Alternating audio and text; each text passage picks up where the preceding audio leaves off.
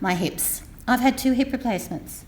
That was a pretty big thing. I went through shocking depression, didn't listen to the body. Back to bodies again, listen to them. When there's pain, there's no gain. There used to be. They used to say, no pain, no gain. Totally need to not have pain. I had pain. I went to hot yoga class, won't mention names, but a hot yoga class.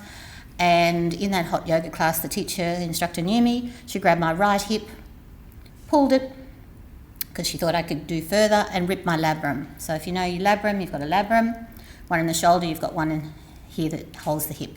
So ripped out, okay, but what did I do? Didn't listen to my body. I thought, I just keep going, I'm fine, I am strong, I'm empowered, I'm strong and I'm going to make myself better.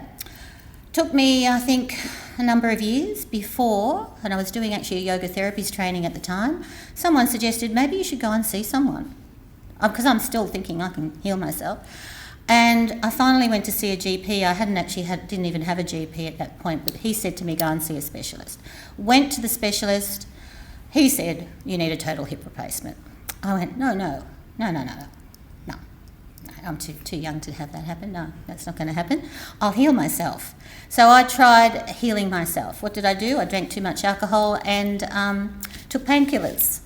Well, that is really bad for the liver. That is really bad for the psyche. So what happens? I got into a very depressed state. I finally had to give in, got the hip replacement, and within 6 weeks, I was back teaching again. And it was amazing. It was the most liberating thing ever to happen. But what happened 7 years later? My left hip went. The moment I had the left hip go, I thought, that's it, I'm not going to hang around and I'll go and get another hip replacement. Well, those 2 things were incredible.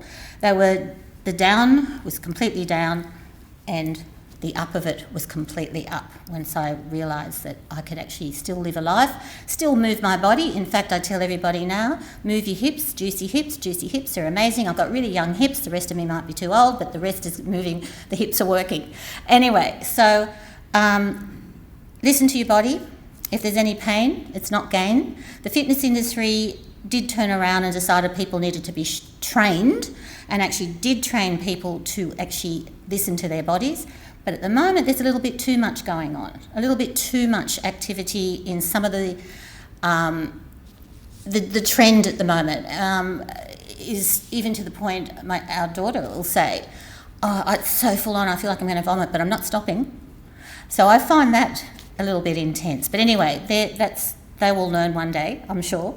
But this is where I'm coming from. I'm coming from a place of calm, of fitness, of wellness, and mind-body balance.